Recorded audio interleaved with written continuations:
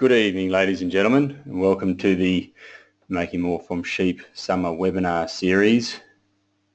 Tonight's webinar is going to be focused on the cost of wool quality faults and what they may mean for the market in the context of, in the context of your business and the management and the marketing of your wool flock. So, before I get going, I just want to make a brief introduction to the webinar panel to those who haven't been with us before. So you see a control panel like this up in the top right hand side of your screen. You can hear us, but we can't hear you. The red arrow button on the left of that control panel can collapse or reinstate it. So if it's in the middle of your screen and taking up the presentation, just hit that red arrow. Now, before you do that though, there's a questions pane in the bottom of that control box. I might ask a few people to drop some questions or comments, tell us what the weather's doing in your part of the world. It's important because that's where you'll load up your questions for Andrew Woods tonight, and we'll go through them at the end of the webinar in chronological order and address them as best we can. So, oh yep, there's some rain coming in. Well, we had 20 mil in Wagga over the last 2 days and some stormy weather about, so hopefully that may indicate the start of the break of the season. So we'll have to wait and see. Just quickly, I'd like to introduce the Making More from Sheep program. It's an AWI and MLA initiative. Tonight's presentation will be drawn from Module 2, which is on wool, and more specifically wool marketing. So if you want to go onto Google, that's a great website full of handy resources and lots of information. Just type in Making More from Sheep or MMFS and it will be the first hit. Tonight's presenter is Mr. Andrew Woods. Andrew grew up farming. He was raised in the Riverina area on a property called Mulberry-Gong near Hay. After securing a degree in agriculture science at the University of Sydney, Andrew spent 8 years farming in both northern and southern New South Wales. Andrew moved to wool broking in 1991 and saw an interest in the market analysis area. In 1997, he and his family moved across from Adelaide to Wagga Wagga to start his current company, Independent Commodity Services, from where they have provided wool production and price analysis for farmers, brokers and greasy wool traders over the last 20 years. So with that, I'll introduce Andrew to the webinar. And hello Andrew, how are you going? G'day, how are you? I'm very well, thanks. That's good. Well, you're coming through loud and clear, so good luck with the webinar. I'll be in touch with you in about 25 minutes. Very good. Now, can everyone see me? Dave, not yet. Need to see the slides, to talk to the slides. So you just have to pull up your presentation. I can certainly see you, Andrew. You've got your webcam on there. Oh, sorry. Oops. Oh, where is it?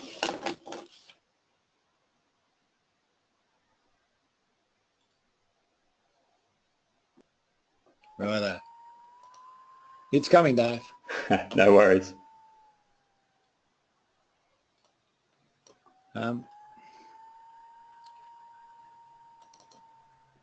The wonders of technology. That's good when it runs smoothly. No worries. Well, that's okay, Andrew. While you're pulling that up there, I just want to make a quick note about next week's webinar. It's going to be run by Sandy McEachran of Home Sacket. Now, Sandy's going to be addressing the Prime Lamb 2015 and 2016 data.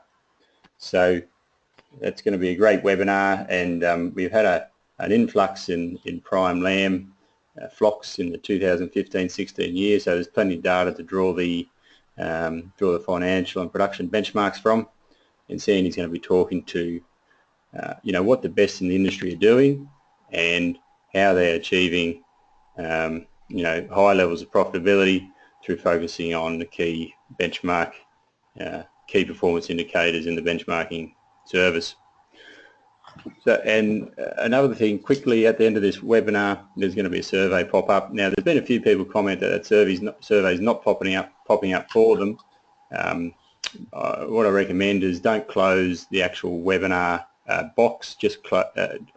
Sorry, I'll repeat that. Don't close your actual browser. Just close your webinar viewing pane, and hopefully that survey will pop up for you then. But we take notice of everyone's feedback. If you have comments or questions for me, just leave them in that survey box at the end of this webinar. So Andrew, we can see your screen now. That's perfect. Yes. Righto, thank you. Righto. We'll hear you in a bit. Okay. Thank you for the opportunity to speak tonight. So the subject is the cost of wool faults in the wool clip, so that doesn't take into, we're not talking about fibre diameter tonight because that's not a fault as such. We're going to talk about the varying length, strength and all the subjective faults, and just look at how they come together and their impact on the value of the clip. So the first slide I want to show tonight is the shows you a graph of the discount for short staple wool running from the mid-90s through to last month, and I overlaid on the graphs a trend line, a little black line, and basically over that time that trend line's been rising, which means the discounts have been shrinking. And so we're looking at, in this case, it's sort of the discount for sort of 60 mil length prem wool, 19.5 micron to full length fleece. And you can see that it jumps around a bit around the trend, but overall there's been a noticeable trend that's been in place for 15, 18 years now. And what it's saying is over time the discounts for the shorter staple wool have become less, and markedly so. So if you go back to, I don't know if anyone remembers selling wool in the late 90s when we were absolutely hammered for over length, under length and strength, and in this case the shorter staple wool was discounted by anywhere between 25 and 35%. If you look at it now, it's discounted by sort of 5% plus or minus a bit. Now, that's really interesting. The interesting thing about this is that trend's been in place for nearly a couple of decades, and it has some major implications in terms of pricing for the key variables in wool, which is staple length, staple strength, and then mid-break feeds into that as well.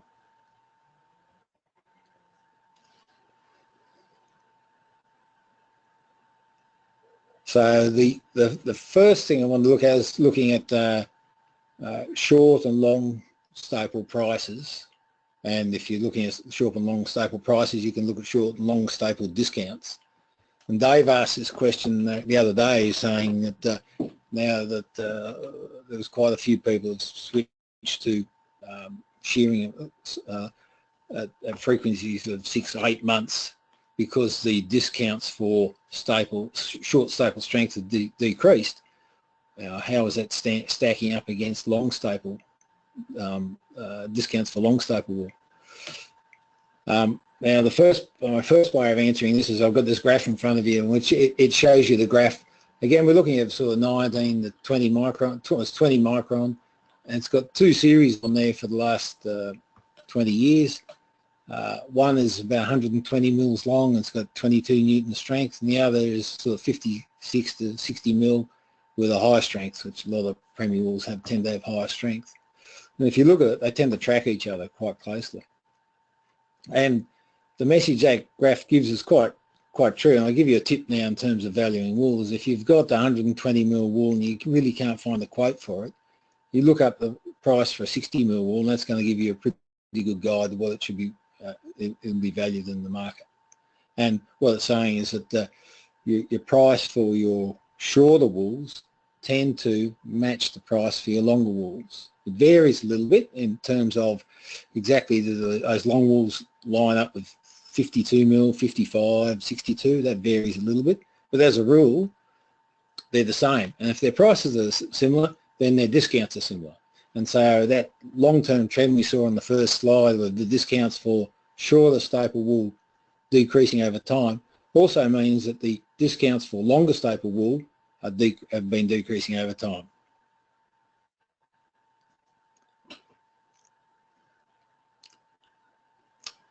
Now, the next thing to think about is staple strength. Now, the team formula developed by CSIRO and AWC in the 80s, and then added to in the 20 years later, allows top makers to predict their key specifications of wool in their top from the measured greasy specifications of wool you sell. So, and typically the key ones there are going to be fibre diameter, but staple length, staple strength, mid-break, vegetable matter, and then they added a couple others into the Team 3. But the thing about this is, within the Team 3 formula, it tells you, particularly when we're talking about these worsted types, these full-length types, or 70 to 100 mil length types of wool, which is most of the merino fleece. What Team Formula says is that length and strength are interchangeable.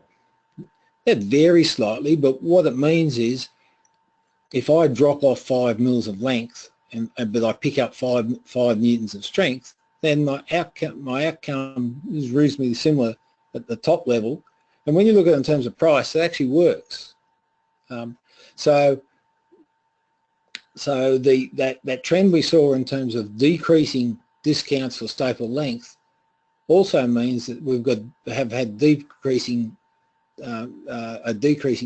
trend of decreasing discounts for staple strength because they're interchangeable.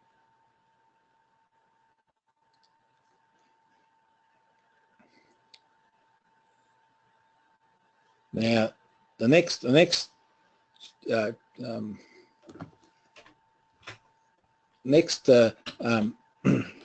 chart shows the discount over time for merino pieces. We're looking at a 19.5 merino pieces versus fleece, and they're tied into the length and strength issue as well, because merino pieces tend to be priced at a sort of similar level to typically sort of 60 mil fleece.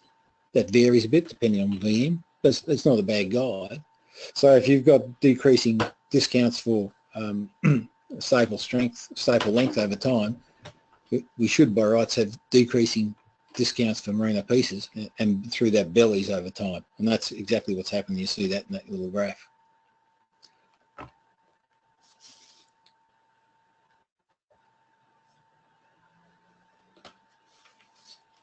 So what's the outcome for this? Well, and this little, as an example, this little table, we've got staple discounts for 20 low staple strength, 19.5 micron in the last 5 years. And this is looking at the full length fleece. And you can see it varies. It ranges from sort of nearly zero down to sort of maybe a discount of 7% or 5 to 7%. So, which is small beer. And if you're coming out of the southern regions of Australia where we really can't control the seasonal conditions, and through that we can't control staple strength as much as you'd like to, what I'm saying is that whereas 20 years ago this was a big issue, and there was a lot of kerfuffle going on about how we control strength and what to do about it. If you look at it now, strength's really not a big issue. There's a cost to it, but you know, it's not going to significantly change the value of the wool. And then if you look at, particularly in the last, you get a market like we've had in the last 4 months on the fine end of the market, really nearly no discount for staple strength.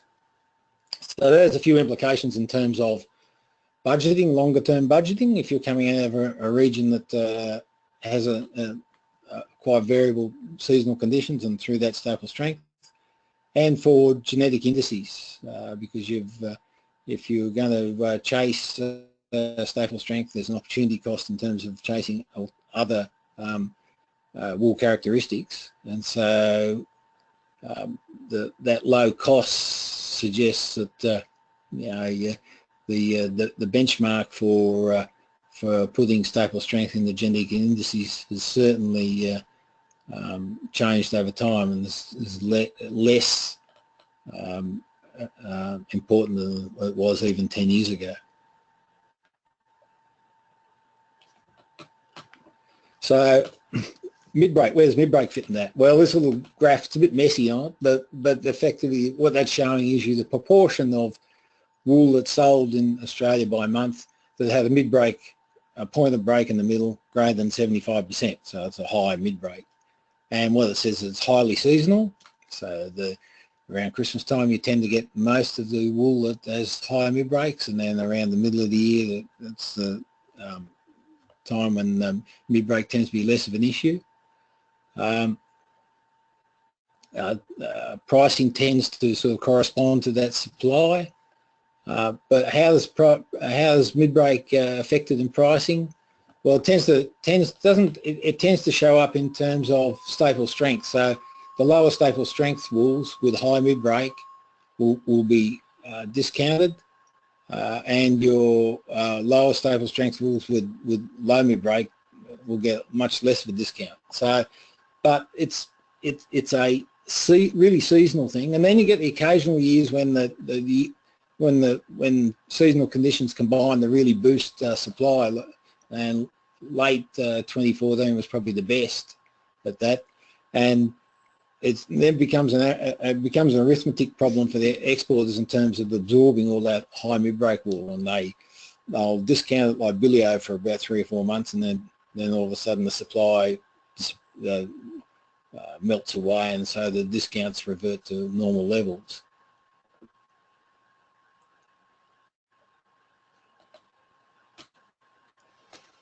Vegetable fall. Now this is one that hasn't really changed over time. So on this little graph we've got the discount for 3 to 5% merino fleece in dollars per kilo, showing on the left hand side, with the proportion of that that VM level in the merino combing wools over time, which is shown on your right hand side. It's not very high, so year in year out you don't expect sort of 4 to 6% of that. Again, it's a seasonal thing. You tend to get more in the middle of the calendar year. If you look here if you get a run of 2, you've got to get a couple of years of good seasons, and so 10, 11 were good seasons. So in 11 and 12 we get elevated VM levels, and you see the discount widens out markedly, and again it's an arithmetic thing. There's just too much coming through the system. So in those years in 2011 you got 10% of the merino combing fleece has got a VM of 3 to 5%, and the discount blows out to about $4. But the interesting thing there, over time, when you look at it that's over 10 years, that discount generally sort of sits between $1.50 and maybe $3 at maximum. And it hasn't really changed. So in percentage terms, because the price has risen over time, in percentage terms that discount's shrunk. And when you think about vegetable fall, is a conversion cost for the top makers. So it's just there's this fixed cost in terms of getting the stuff out and having a bit more waste. So in percentage terms, it probably shouldn't change. It's just a fixed cost. But again, it's highly seasonal, and you get the odd years. You need a couple of years to of good seasons on the run, and most of that high VM will come out of the pastoral zones, northern South Australia, western New South Wales, through the southern Queensland and the northwest plains, a little bit out of Western Australia, and if they get a couple of good years on the trot, we'll get plenty of VM, and we'll get big discounts. But again, it's seasonal, and 6 months after the peak, the volume melts away, and discounts disappear. Subjectively assessed faults. Now, this includes a great, a real jumble of colour, water stain, dermo, cot, jowl, stain, mud, nedulated, fribs, dags. The key thing about these is they're subjectively assessed. So when things are tough, like the crossbred market last year in 2016, all these things become a big issue. And they're a big issue because demand's a bit weak, there's plenty of supply around, but also there's a risk of, if prices are falling, there's a risk of claims coming back to the exporter, so they play a very close, very careful game in terms of buying what they need. And then you get bull markets like we've had again in the fine wools in the last 4 months, and all of a sudden light dermatitis doesn't really matter at all. A1s, just no discount, colour's not too much of an issue. All those subjectively assessed faults fade into the background. And the key thing with those is that the supply varies with seasonal conditions, and buyer assessment varies with the strength of demand in relation to supply. So if they're scratching for wool, all of a sudden it's not really an issue for them. They're not going to worry about too much. So they're tough faults to deal with in terms of valuing, but there's not a whole lot you can do because they tend to be seasonally driven.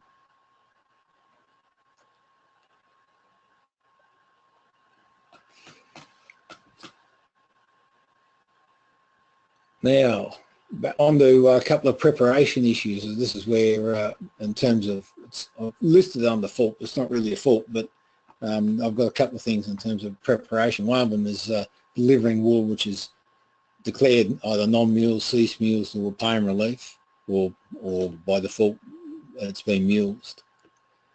And it's the volumes coming through the market are small, so it's a bit of a chicken and egg thing. So if retailers who want to specify this sort of wool can go to South Africa and buy it, they can go to New Zealand and buy non-mules wool, they can go to South America and buy non-mules wool. Now the only issue with that, as far as they're concerned, is that if they want to come and buy sort of 21, 22 micron finer in volume, they've got to come to Australia because we're the dominant producer. At this stage, we're not producing that much merino wool, which is non-mulesed or cease mulesed. So I think in terms of looking for a price effect, it's difficult. So there's been various studies done, and I've seen Lionel Plunkett from AWEX quoted saying sort of they can pick out maybe a 1% up to a 2% premium for some non-mules and cease mules types. I think that's probably about right.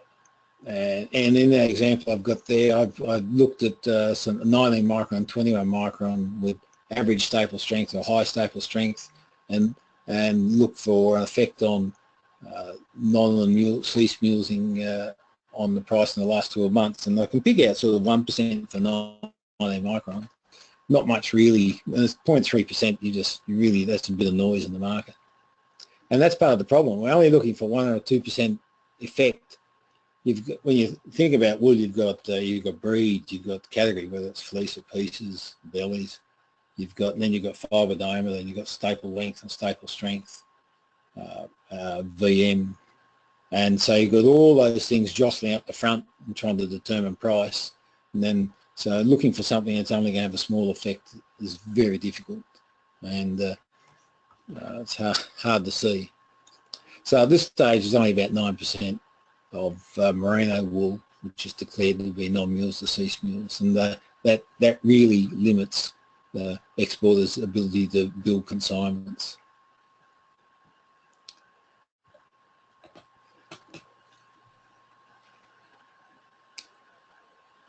So the next area is preparation in terms of fault, and the first thing is unskirted, and we'll look at unskirted merino fleece.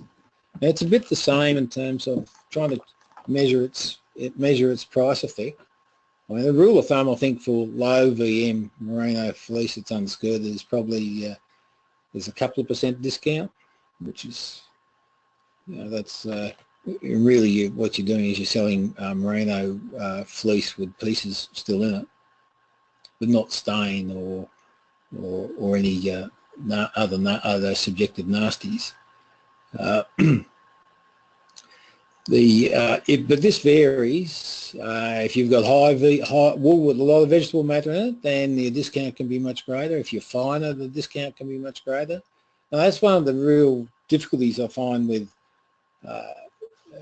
talking to people about delivering unskirted merino fleece to sale, is that you're never really sure what sort of discount you're going to get. So you might get hit with 7 or 8% discount. You might get hit with a 1 or 2% discount. You mightn't be able to see any discount.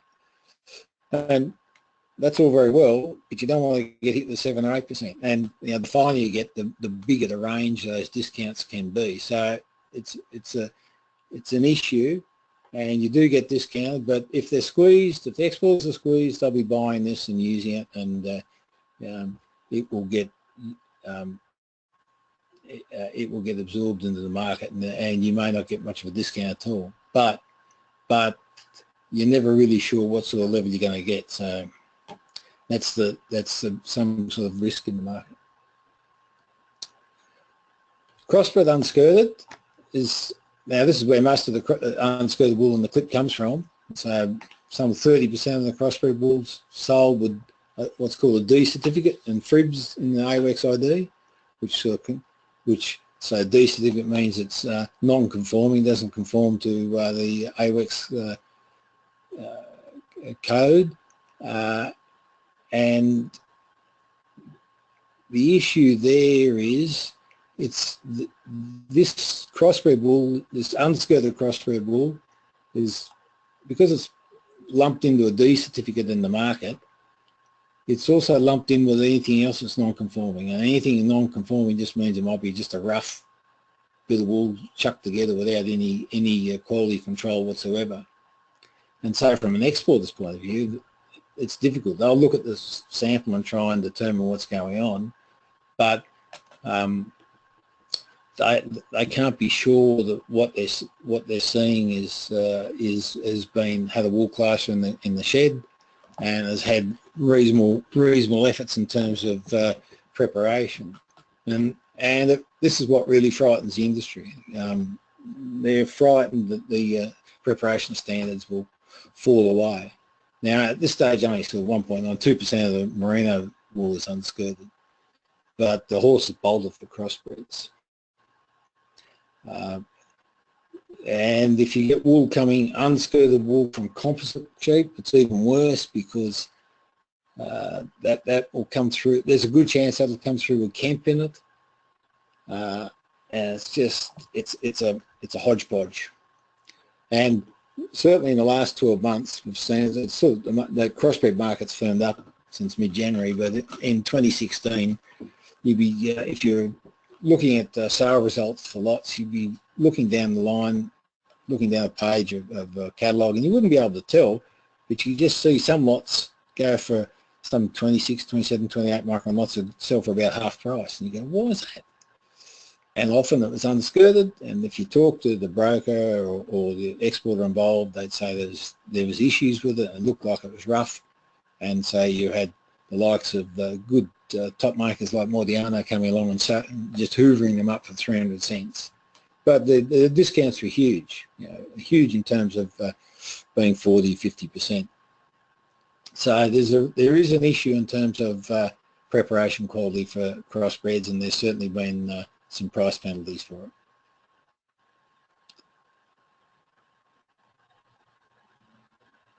Now, in terms of information sources and chasing up about premiums and discounts for fault, AWEX produces the benchmark weekly report on this for the north and south, so Sydney and Melbourne and Fremantle in the west. You can get that. Talk to your broker and get it, because if you go to AWEX, you'll have to pay for it. So if you're interested, you can get it from there. If you're interested in more detail, you can badger your broker. AWI did fund a couple of studies by Sydney University. It's done up to, I said 2013 there, so it's done up to 2014, and it's available at that address I've got listed there. But it's just 2014 is starting to be 3 years old. It's just starting to be a little lower. Actually, really needs to be done up a bit more. But there's quite a bit of information in terms of P&Ds in that report. But I suppose in summary, what I'd like to say is that premiums and discounts for those big issues, or the issues that were big to the industry 15 years ago in terms of staple length, staple strength, and through staple strength mid-break, really have sort of shrunk away, and that will vary according to the strength of the market. And at the moment, it's not really a big issue for fine walls, because they're desperate for fine walls. But there's been a trend for shrinking for a long time, and so I don't expect it to increase or change. Faults like vegetable fault, they come and go during the year, so I could put you to sleep talking about that. I've been looking at that so hard in the last month or two, but the market's quite efficient in terms of increasing and decreasing discounts for that, so that tends to follow the seasonal pattern.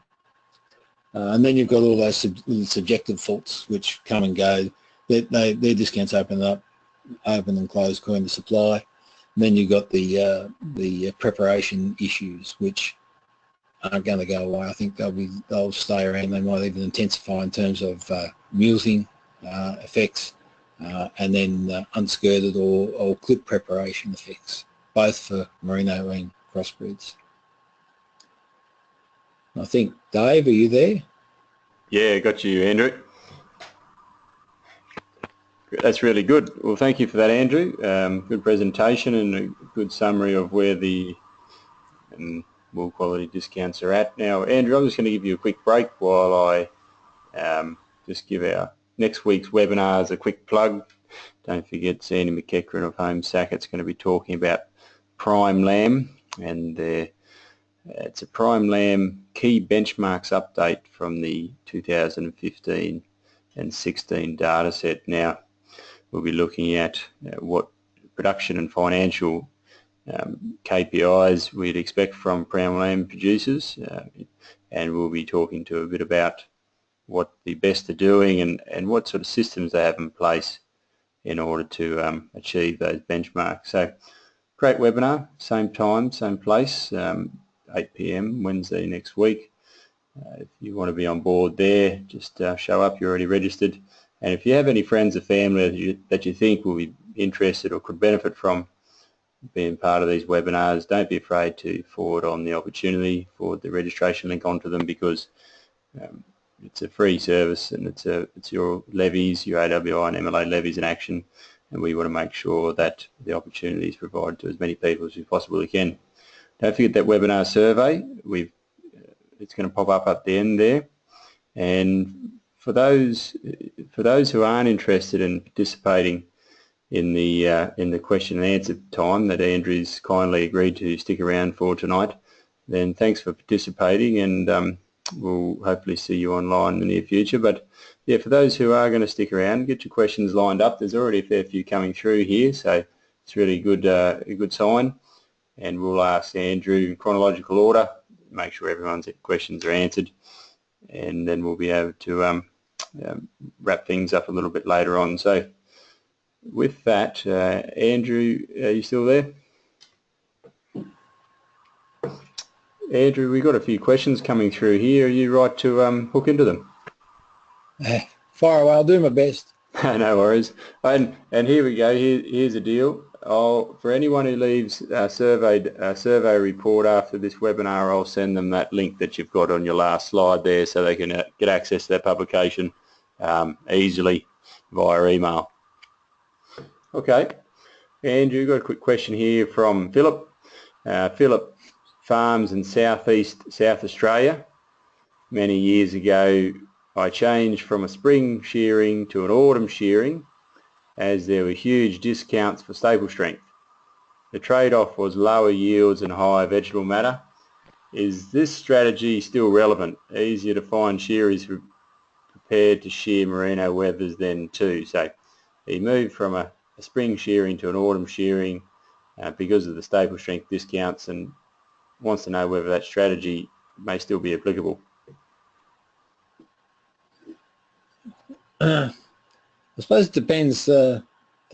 Well, lower yields, not really an issue. VM's an issue if it's high, but you've got to. I suppose you've got the VM issue. You've got to keep in context. When I talk about high, it's got to be. Well, that's no. I'm saying that. I haven't got a straight answer. You'd have to. I'm quite happy to actually run the numbers if you like, but you could have a look at the numbers. But certainly the reason for changing is that staple strength discount has decreased. The VM discount's probably stayed the same in cents per kilo terms. I don't think yield's a real issue unless you're sort of getting under 60%. That's a bit of a waffly answer, but Dave, if you like, we can run those numbers and be a little more specific for Philip if you want to send them to you. Yeah, for sure. That's no worries. Phil, we'll take Andrew up on that. What I'll do, Phil, I'll take your question and put it in written form to Andrew, and he'll be able to generate an answer. And what I'll do is I'll send that out to everyone if that's all right, Andrew. Yep, by all means. Yep. No worries.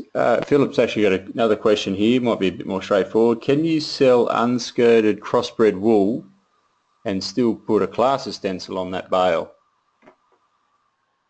No. And the reason for that is it's deemed as being non-conforming to the AWEX Code of Practice. So if it doesn't, so they'll knock it off the floor. And if you put actually, I'm not exactly clear on the detail, but you know, whether they'd scrub your certificate. Actually, I think they'd send you a letter, and a nasty letter to you and your broker. But if it's deemed unskirted, now some clips actually have got through auction that have been unskirted, and no one's noticed it until afterwards. But as a rule, if it's deemed unskirted as non-conforming, it'll get a D certificate. If you've put your class certificate on it, I think you'll get a nasty letter, as your broker will, from AWEX. Yeah, fair enough, Andrew. Thank you. Andrew, quick question here from Rosie. What about green wool? So I guess Rosie's just referring to the discounts associated with green wool. Yeah, well, and here comes the rub with this, the subjectively assessed faults. They're subjectively assessed. I'm not trying to be clever, but the point is that there's no objective assessment. So what you call green wool, you mean it's bright green all over, and that's going to be priced as a stain. If it's just got little bits of green in it, well, it might get up, pushed up the rankings a bit if they're if the exporters need that particular type on the week. If it's bright green and it's been wet as a shag, it'll just get a stain price basically. Right, yeah, thanks Andrew.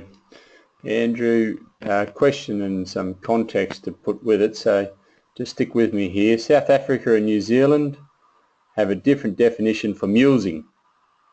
They call it tail stripping, and it is not considered as mulesing in either country. Is there a discount in these countries for wool that have tail stripping? Because wools that in Australia would be described, these same wools in Australia would be described as mules.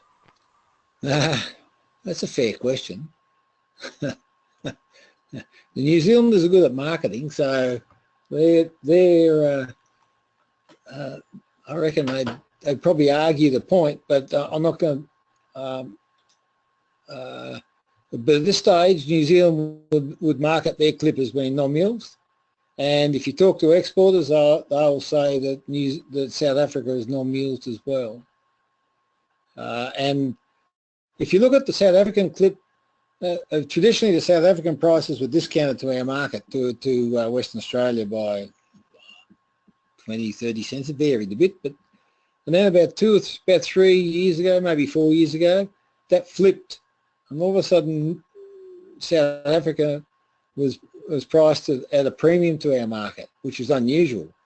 If you think about regional markets around the world, you've got New Zealand, which doesn't really report their market anymore. But in the old days, you had New Zealand, Eastern Australia, Western Australia, and South Africa all selling after each other. And so if you had a rising market, South Africa would be above Australia. If it was falling, it would be below. But in the last 4 years, it doesn't really matter. That South Africa has been sold at a premium to ours, and I'm told that one of the reasons the exporters think is because of the mulesing or perceived lack of mulesing there. But now here's another interesting thing. I was talking to a young woman who makes woolen tights. She was at a show on the weekend in Canberra, and it was really interesting. Good tights and all the rest. But she sources the wool through a knitting mill in Melbourne. They get the yarn out of China, and she these good apparel. And she said she'd been approached by someone recently, and he was talking to her about wool and talking about mulching or something. And I'm thinking, mulching? What's mulching got to do with merino wool? And then we worked out the guy had started to talk to her about mulesing. It was actually I think it was one of the shops of suppliers that she supplied. But it was just a reminder to me that there's a sort of gulf in terms of understanding about what mulesing is, but also about mulesing generally between us and by the time you get down the other end of the supply chain. So I'm a bit off topic, I'm sorry, but at this stage, it's best I know that the South Africans and New Zealanders and the South Americans market their wools as non-mules, and I presume they're doing that to try and grab a bit of market share, or in South Africa's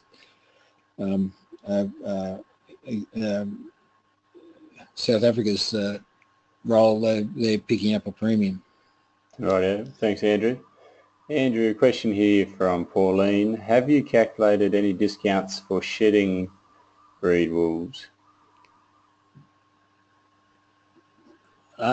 Shedding wools? No.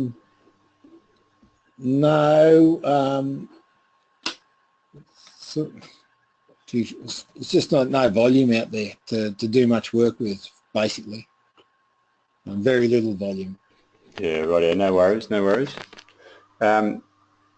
A good question here from Matthew, and this may require a bit of a deeper analysis, Matthew, but it's a good one, and we do need to I think, get around this question. Does it pay to shear every 6 months at 60 millimetres of length? Right. Well, I can tell you from a wool price point of view, and then you have to go further and think about the on-farm costs and pros and costs, or costs and benefits for that. But in terms of wool price, no. As your staple length gets shorter, the staple strength tends to rise. So typically, we'd say 60 mil. Your staple strength is going to be other than the 40s or 50s. So you pick up a bit on that, but in terms of price, there's no real advantage. In fact, there'd be a small disadvantage compared to, say, this depends a little on fibre-diameter too, but compared to, say, 70 to 90, 95 mil length wools, there's a small discount. Now, that discount at the moment is not very big, particularly for fine wools, and that's because you've got this massive squeeze on the fine wools, and the price tends to be flat from somewhere around 60, 62 mils through to, it's incredible, down out to about 110 mils. There's not much of a variation, a little bit, but not much. But I presume once the pressure comes off, as it will, there'll be the discounts for the 60 mil and the 120 will open up a bit. But you're a little worse off in terms of price.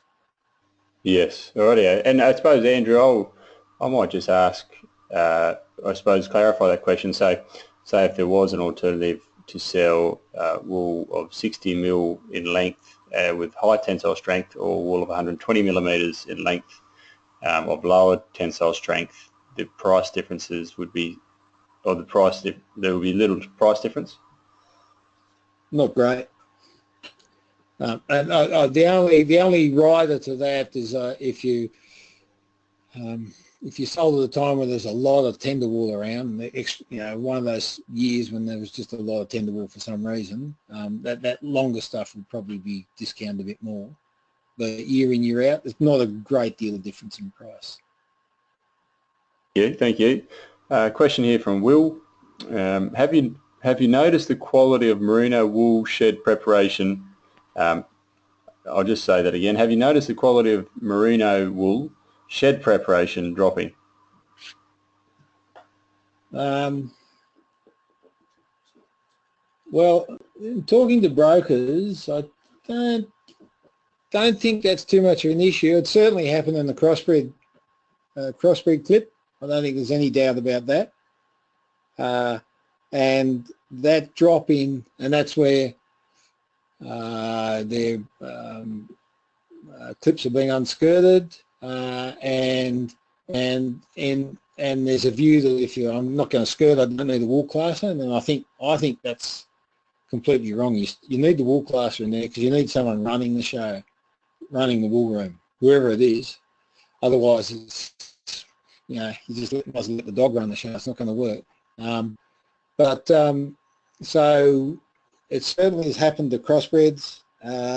Merino, I don't think it's, well, I'm just trying to think of the brokers I've talked to over the last couple of years. I don't think it's an issue, but it's something they're worried about. How's that? Right, well, thank you, Andrew. Andrew, I'll just give you an indication of what sort of questions we've got left here. We've got about 10 or 12 questions lined up here, and there's always a few more that come in towards the end of the question time. So just give you an indication for your timing of your answers. Now, a good question here from Paul. A good question here from Paul. I'm an SRS wool grower. Is there any discount for bold crimping 17 micron wool? And the problem there, Paul, it's subjectively assessed, and we have a big enough trouble with the subjective assessment of things like colour, style, weaner's tip, lamb's tip. We have a lot of trouble in the industry with that. It's it varies. The assessment varies. So as soon as you move on to something that's a little more subjective, the value of the quality of the data, the sales data, it just falls away, and you really can't do anything with it. It's a great frustration, but that's the reality. Right, well, thanks, Andrew. Andrew, question from Brian. You said there is a 2 to 3% discount for merino unskirted fleece. Is this a discount on the average price of fleece and pieces if skirted? No, that was just benchmarked against the actual fleece itself.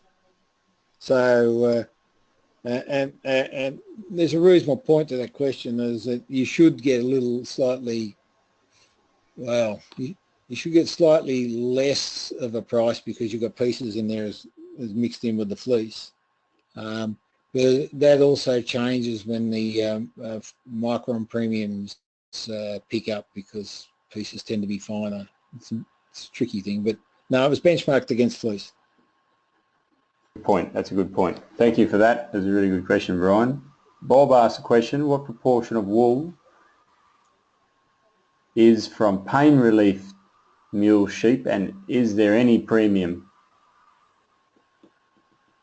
It's big. It's and I haven't got it in front of me. It's something like 30%. It's the growing category, and no, I haven't been able to determine any premium for it. Okay, well, thank you. Question here from Patricia. Did you say that low mid-staple strength was most common for summer shearing? Does this mean that the problem is greatest in the winter? What can be done to reduce this problem? Yeah, low mid-break, low levels of mid-break are. Oh no, hang on. I'll just say that again. I think she said, did you say that low mid-staple strength? So probably referring to an actual mid-break.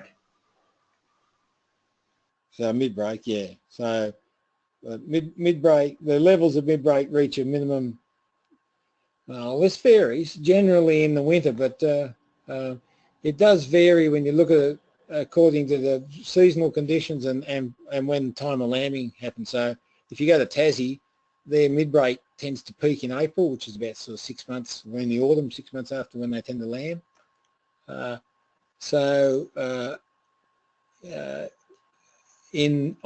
the mainland, it sort of varies a bit, but because you've got seasonal conditions, you can see seasonal conditions coming in, but they're tricky because they move about, and you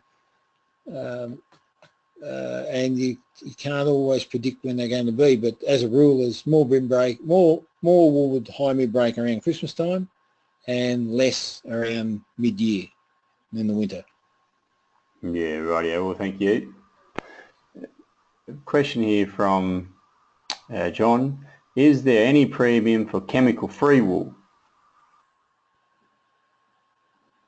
Yeah, that's a good question. In the auction market, no. I think you'd have to. The only way you could chase up some premiums for that, and this actually goes for some non-mules wools too. So I've seen some of those contracts floating around, and they tend to be outside of auction. So they tend to, so I haven't seen any for chemical free, but that doesn't mean they're not there. But they won't be in the auction. So they'd have to be outside of auction, and they'd have to be a direct contract of some sort to a. It's usually a retailer that's driving that, and they're coming back up through the supply chain to secure supplies of wool, and they have to do that because they can't get it through auction. So direct contracts, perhaps. That's where they're going to be if they exist. Okay, well, yeah, that makes sense. Now, Bruce asked a question here. Given the trend towards prem-shorn merino clips lately, do you see this market being sustainable in coming years? What is driving this area of the market, and will the increase in supply put a pressure on it, or will the support be maintained? If we are to adopt this practice, what is the optimal length required, and when do the big discounts kick in? Yeah. There's about 3 questions in there. Yeah, you're right. It's a bit there. If you want me to break Yeah, it all down right. again. No. So I can get it. The first question's the best question, or first part, I think. Why has it happened? And I don't know.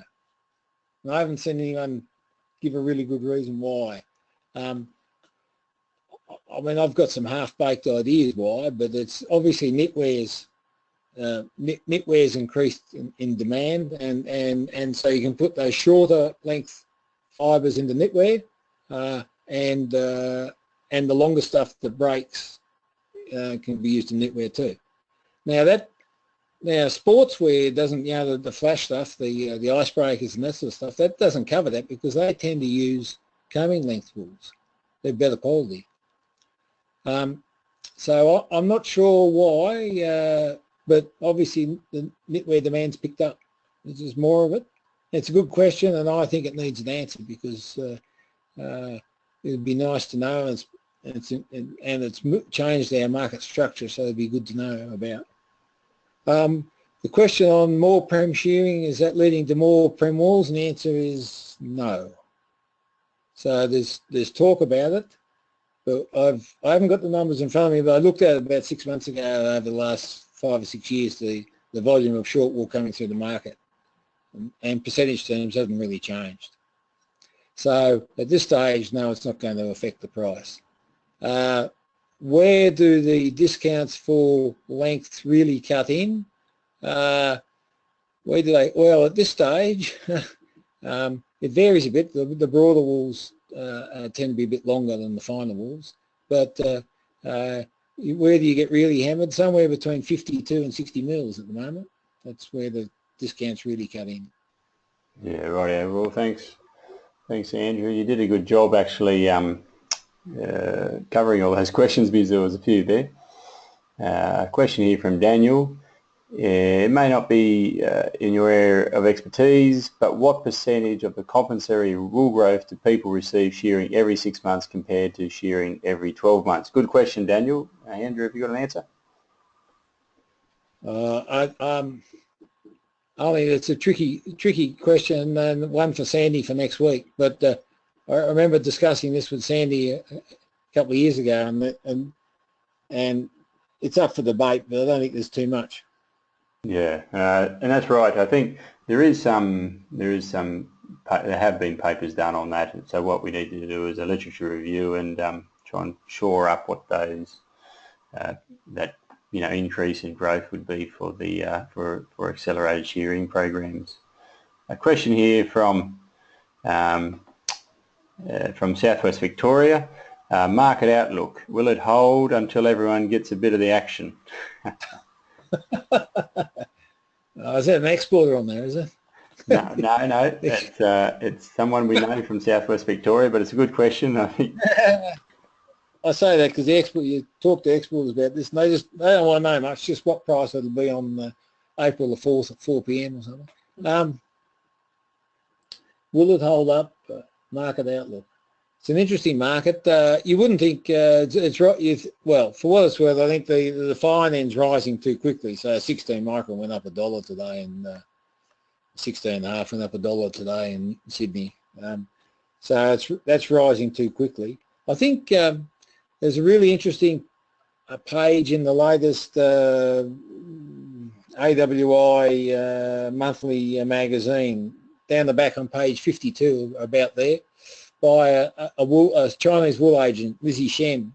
And I recommend you read that, because it just gives you an idea why all of a sudden the market's been caught by surprise in the last 6 months on the fine wools. And that's because she's saying that they switched uniform orders out of 21s, which is normal, into 17.5s because there's no price difference or very little, and they thought they'd upgrade, and that surprised everyone. So that won't last forever. So I think you'll see some pullback, but I don't think we're going to go back to where we were over the last 5 years, because our supply will be lower for fine wools.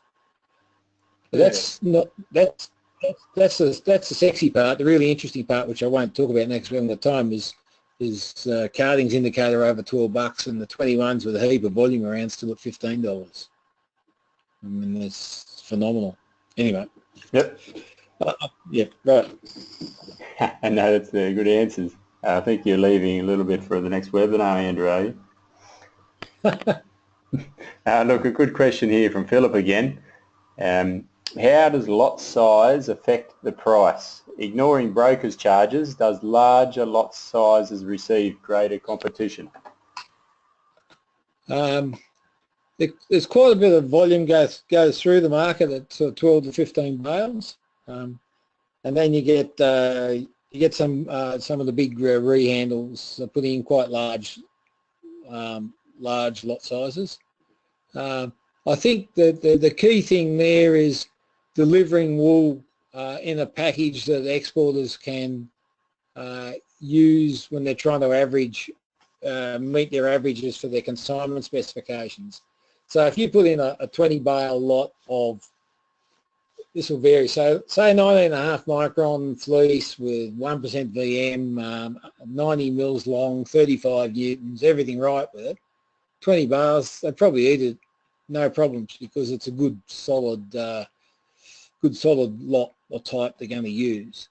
But if you did the same with I don't know, 14 micron, 120 mils, something right out of spec, then they won't be able to handle it. So you sort of got to think when you're packaging wool up in that sense, you got to think about how the exporter is going to be using this. Is he going to be using my wool as a base type to build his consignment and then put other wools with it, or is he going to have to find a spot for this wool because it's a bit of an awkward type? And if it's an awkward type, you don't want a big lot size. If it's a base type, then you can go bigger. Does that make sense?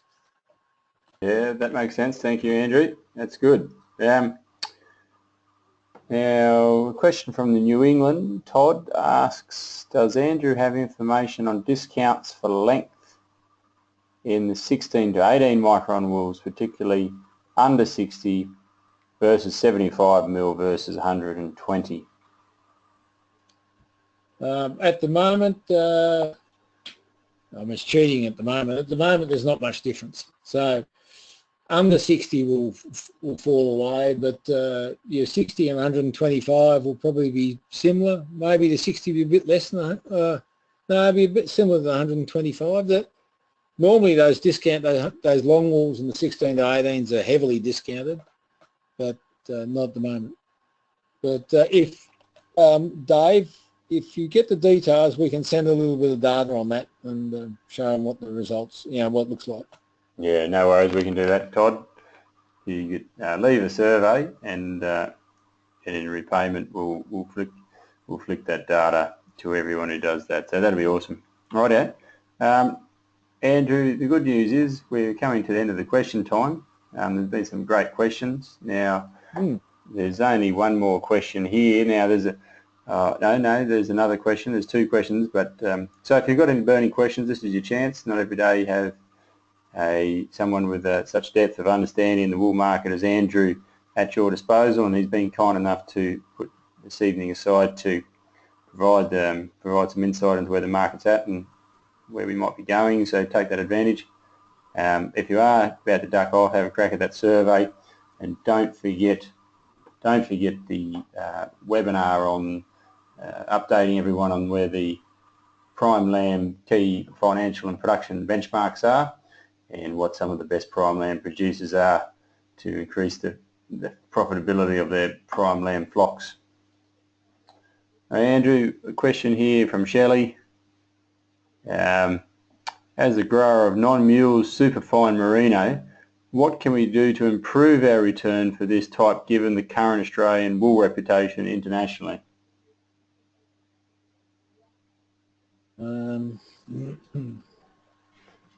Yeah.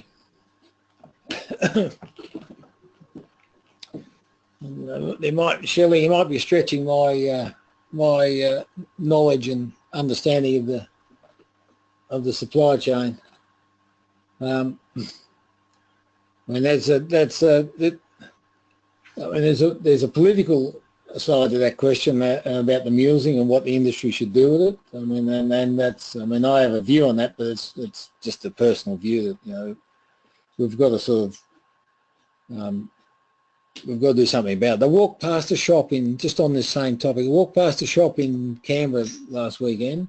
It was a cruelty-free shop. And so, yeah, it's a vegan shop. But, yeah, that sort of stuff, unfortunately, is not going away, so we have to address it.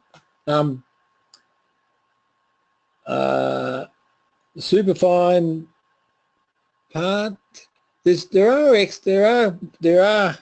are retailers sort of coming back to the market. There's been 2 or 3 in the last year looking to source wool direct, and that's always a bit of an issue because you can never, because we're an agricultural system, you can never be exactly sure what you're going to produce. You know, it's going to vary, and the retailers want surety of. But the point being that they're sort of coming back and they've been sneaking around the market, looking for supplies of non-mules wool and of fine wool. So, and mediums, I should say.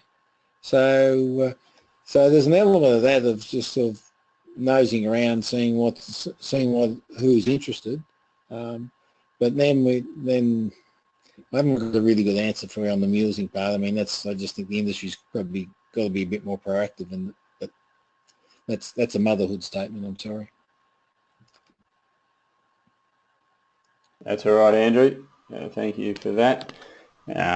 Last question for now comes from Ruth. Ruth asks, I produce a main line of about 30 bales of 20 micron wool, 75% yield. My broker always splits it into 2 lines. Is that pretty standard? Yeah. I think the broker's probably doing you a favour. Yep. I mean, 15 bales is a reasonable sized lot, and going what I said before, you're going to be bread and butter types. It's a very strong market. You could sell the 30 bales, no worries, but 15 bales is probably an appropriate parcel to deliver to them. Yeah, spot on. Thanks, Andrew. Well, Andrew, that wraps up all our questions for this evening. Thank you very much. Thanks, all good questions. Yep, good questions.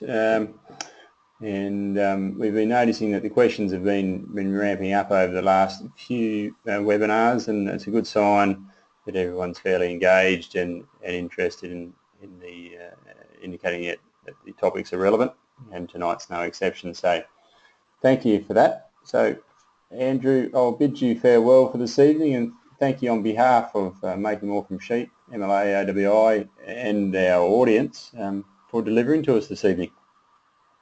Yeah, it's a pleasure. Thank you very much. Okay, and on behalf of Andrew and the program, I'd like to thank the audience tonight for participating with some great questions and showing your support for the Making More from Sheep summer webinar series. With that, have a great evening, and looking forward to seeing you next week at 8 p.m. to see the updated prime lamb financial and production key benchmarks. Cheerio.